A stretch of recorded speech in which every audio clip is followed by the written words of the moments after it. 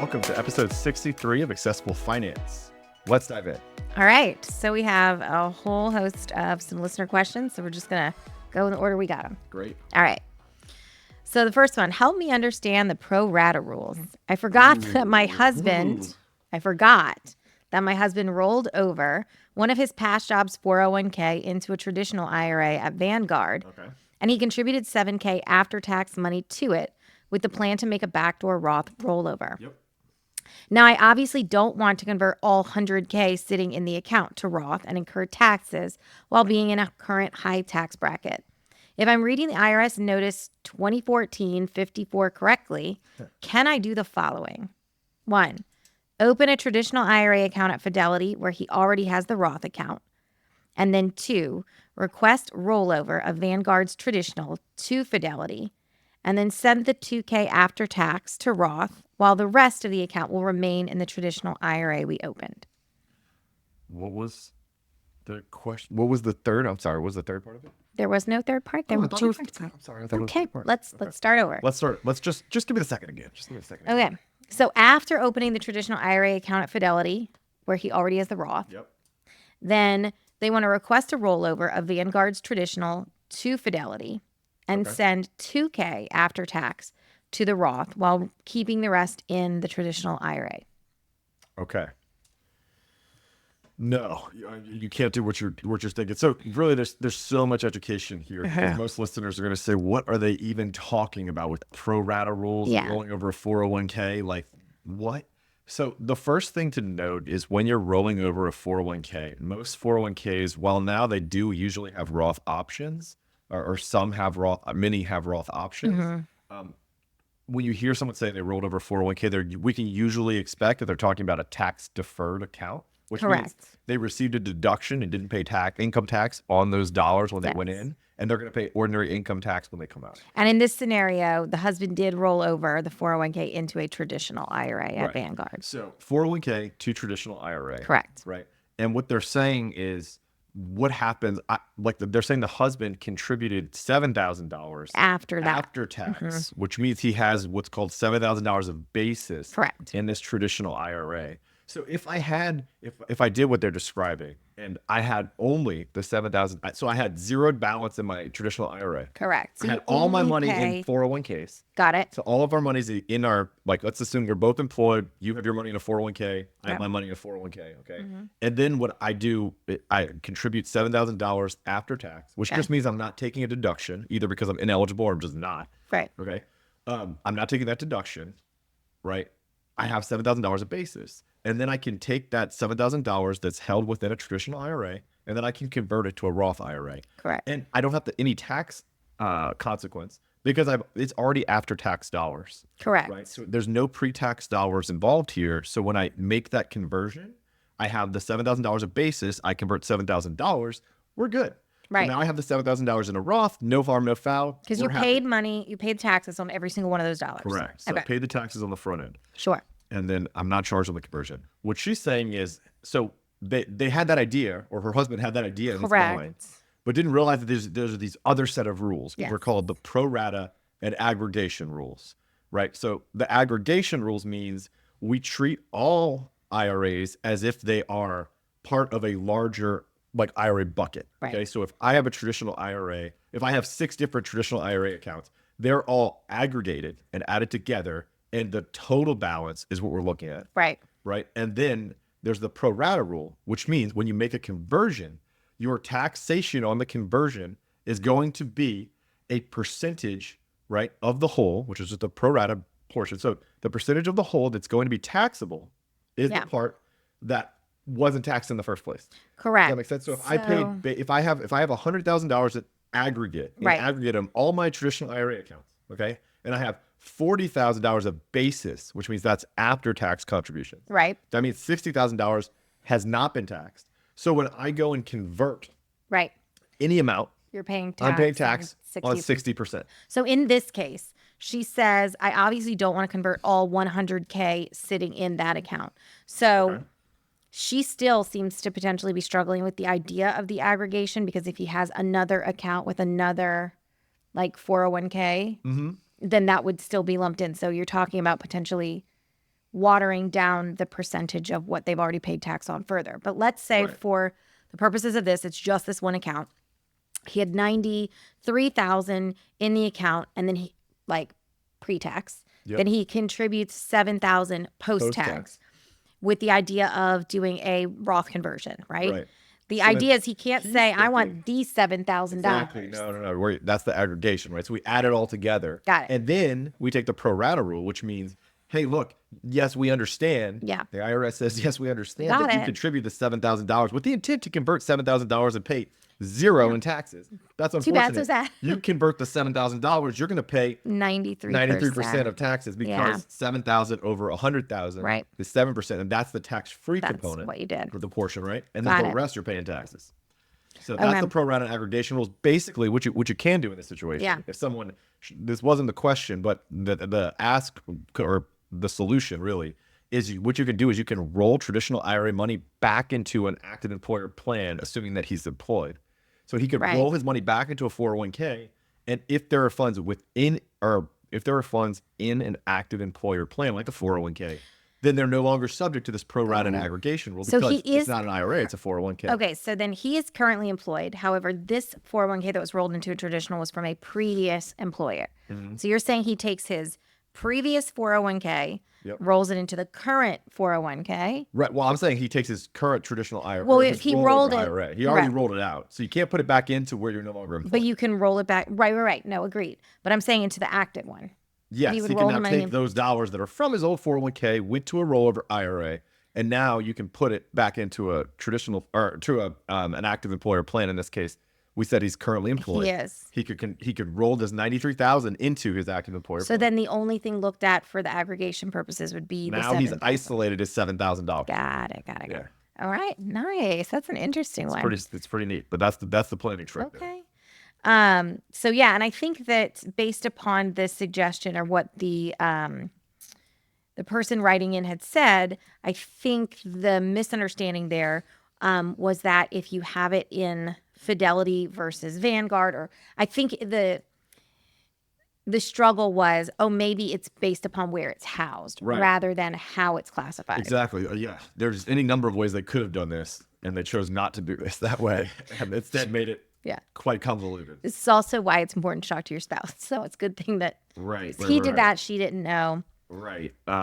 Yes, you're also going to be filing Form 8606, which I enjoy talking about. You do. And it's also one little brief nerd note, if you will, is it's the balances at the end of the year that matter. Oh, okay. That's interesting. So even if I do the conversion, let's say that I have my money in my old 401k and we didn't need to get this granular, but we're there now. Yeah. Okay. We're here. Right, well, let's the same numbers. Yeah, for sure. 100,000. I have the 93,000. My old previous employer plan. I contribute $7,000 after tax to this IRA. Correct. And then I make the conversion. Okay. So I make the Roth conversion in tax year 2024. Okay. So I made it. I'm all proud of myself. I'm like, all right, I got this after tax money, and then I converted it in a traditional IRA. Now I converted it to a Roth. I'm good to go. So now I withdraw my 93K and put it in a rollover IRA account. Still counted. So my 8606 is going to blow me up. Does that make sense? Yes. Probably audience doesn't need to know that, but I enjoyed it. Okay. Just everyone know that I enjoyed it. If you have questions about an 8606 and would like us to further go into that, please let us know. Okay. Our second writer kind of went a little bit on a tangent of just all the things. Okay. So this will be fun. Quote. Let's go. IRMAA, Roth conversions, RMDs. I don't have a plan, but then I read about these things, and now I know I'm clueless and feel absolutely paralyzed to make a plan. Okay. It gets better. Yeah. We are 59 and 60. Okay. We currently have $2 million. Prime planning years. $2 million in our 401ks. $2 million tax deferred. Got it. Well, $2 million in the 401ks, and then they put $76,000 is after tax. So 76 is Roth or just after presumably. Tax? Basis in 76. Good. Got it. They're overwhelmed. They probably don't quite know. They probably don't know. Yeah, got it. And a small portion is in an annuity, which is about to be $300 a month. Okay. We have to take a small pension at 62 to get the highest amount it will ever be, which is $24,000 a year. We have a 16-year-old. We owe about $270,000 on our house, valued at $600K, at a 2.75% interest rate. That's a great interest rate. Yeah. $15K on a car. Yep. We have 70K in stocks and 76K in IRAs outside of the 401k. So presumably that's the 76 after tax they're talking about. Okay. We contribute 20% of our 401ks, or 20% to our 401ks. So they're deferring 20%. Sure. Huge. That's a lot. Yeah. Our salaries are 138 and 120. Okay. We have 50K in a CD, 40K in a high yield savings account. I keep thinking I need to hire someone to help navigate tax implications, Okay. but I don't want to pay. Nobody does. Of course. We want to retire at 62. They're not alone there, right? It's nothing you take for alpha. We want to retire at 62, but don't know if we can. Okay. Again, they are currently 59 and 60. So we're talking. Yeah, very imminent. Yes. Yep. 2 years is not a long time. Okay. We currently spend about 10K a month and pay $1,000 a month for our 22-year-old son's apartment who is going to medical school. He's got 4 years to go. What was their spending? 10K. Plus one for the student? Plus one for, so cool. 11 a month.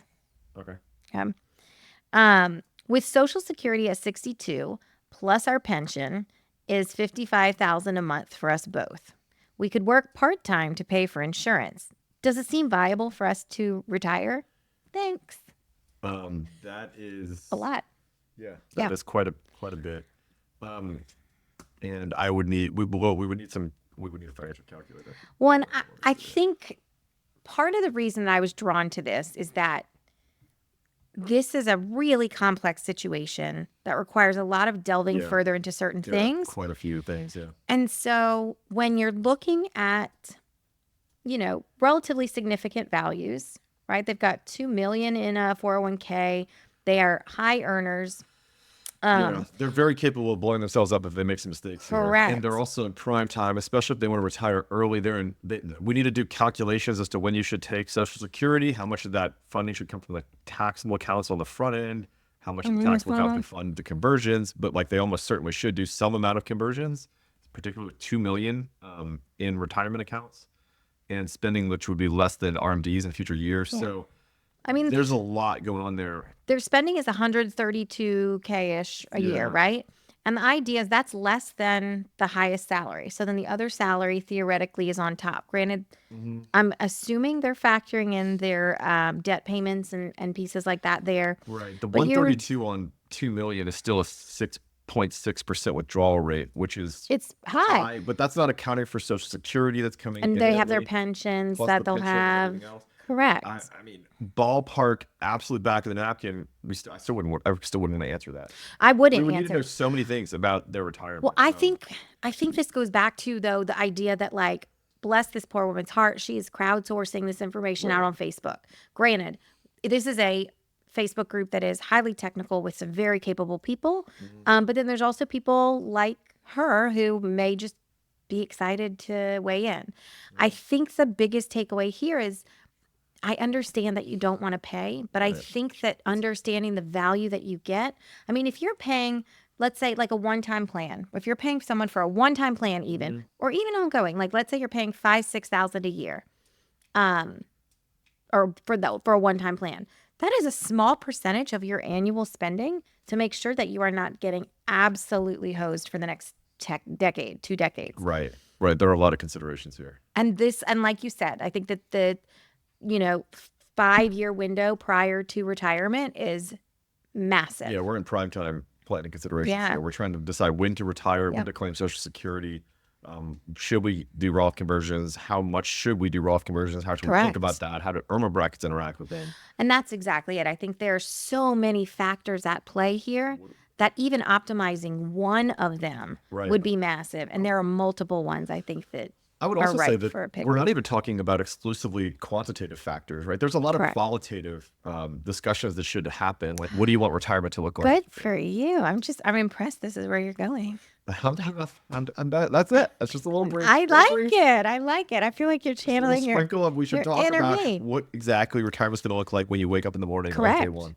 It's hard to say if you can retire if your vision of retirement is twice as much spending as what you have now. Right. A lot of people like to go on vacation, travel internationally, host things for like kids. Well, and this couple has a 16-year-old, right? So you're thinking we don't know anything about college expenses or college savings. We didn't hear anything about a 529. You've got your 22-year-old in med schools. That's a good point. So you're paying for med school housing for your 22-year-old. I'd find it hard to believe you're not paying something for your 16. Maybe they're taking the loans. Oh, I see. You're saying at least housing for the 16-year-old. I would think that you would, exactly, that there's at least some expense kind of built in there at some point. And presumably, there are some expenses that you may incur as like hosting things for them, or if they are to have kids and you want to be an involved grandparent, there may be expenses that come down the line that aren't there currently. We also need to talk about health insurance. Correct. So Medicare is at 65, right? So we have to bridge that gap too if you're looking to both retire. At 62. Yeah. Great call. That's going to be covered by Cobra, and then what are they going to do? Yeah. And how that impacts Roth conversions. Right? And the insurance for their 16-year-old too, because they're covered on the parents' plan until 22. True. So 26, I believe. 26. You're right. Thank you. So both of the kids technically. Yep. So there's so much here, and I think that sometimes the ask is, I've given you all the numbers, you should be able to give me an answer. Right. And the reality is that it's so much more than just the numbers that are there. And oftentimes when we talk to people, a lot of the numbers that we need to know are numbers that aren't the ones that they're giving us as well. Right. Right. And there's another. I mean, there's quite a few discussions we have. One of them is, hey, you can do this, but this is like, yes, you could retire if you're willing to spend $8,000 a month down from your 11. And then the question is like, would we even recommend that? And the answer to that, like, is probably no, knowing nothing else about the individuals, because it's difficult. Yeah. I just got off of my weekly call with some of my colleagues that are in the planning industry, and we were just discussing how difficult it is to get individuals and clients to spend less dollars. Right? People get accustomed to the lifestyle creep. Yeah. And when you're accustomed to spending $1,500 to $2,000 on dining out, behavioral change dialing that back to 500, not going to be that easy. Like it's just not. It's a lot easier to say, yeah, sure, I'll spend $3,000 less a month than to actually spend it. It's very much like losing weight. Yeah. Right. I mean, it requires a significant amount of monitoring throughout the month as well, because you may say, I need to spend less, so you may be going to cheaper restaurants, but your frequency of going to those restaurants may increase because you're like, I only went to McDonald's. Right, and we're right back where we started. Correct. And we see that a lot, I think, particularly in like the entertainment and the shopping categories. If you are pulling back on the extent of what your entertainment typically looks like, right? Like you might do one large thing a month, but if you're pulling back from that large thing, you're not going to the Saints game this month, or I don't know, these past 3 weeks. If you're not paying to go to the Saints game and you're instead going to a bar to watch said Saints game, then I feel like you give yourself permission to engage in other forms of entertainment throughout. And so again, unless you're monitoring throughout to say like, okay, where am I in my budget? It's really easy to miss the mark. Right. Yeah. So there's a lot there. And I think a huge takeaway is just when there is that much, it's absolutely worth seeking out professional. You can certainly talk to multiple ones before you find someone who you're comfortable with that has a price point you're comfortable with. Right. But, there's so much there. Trying to crowdsource on Facebook or DIY seems dangerous. Correct. One final thing I'd like to mention is that a lot of the implications surrounding retirement decisions are irreversible. So if I make a Roth conversion, I can no longer recharacterize it. There is no undo button or back button, right? Like you cannot do, like if I do it and realize all this taxable income in a year, that's it. If I shouldn't have done that and I meet with an advisor after the fact, they can't do anything. We've seen it. Absolutely have seen it. It's not great. Like looking at people that made these decisions and they're like, hey, what can I do how can you fix this? And we're just like, we can't. Yeah. Like we can optimize on the front end, but we can't really mitigate we can fix it very going well forward, on but the back. You can't, undo the tax consequences that you've created. Absolutely.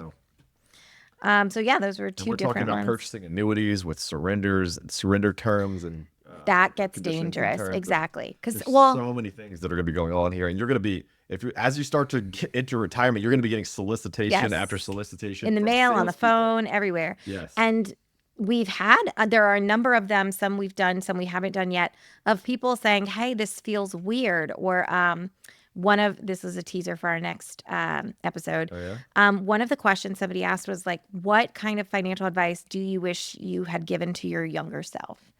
And so some of the, I have the reader responses. Yeah.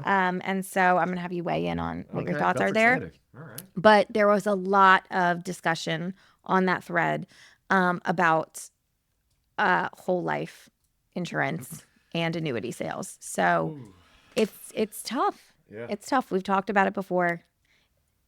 Seek out somebody who does not have motives to sell you something. Right. You don't want people to be incentivized by what they're selling you. Yeah. You want people to, you really do want, you want to pay for advice. You want to pay for professional financial advice. Right. Yep. All right. Well, those are our two. They were kind of bigger than usual, so they've kind of taken up our full episode. But again, like we said, next week, we will be discussing some questions like what is some advice you'd give to your younger self, as well as some other reader and listener questions. All right. Well, Till thanks, guys. next time. Thanks, guys.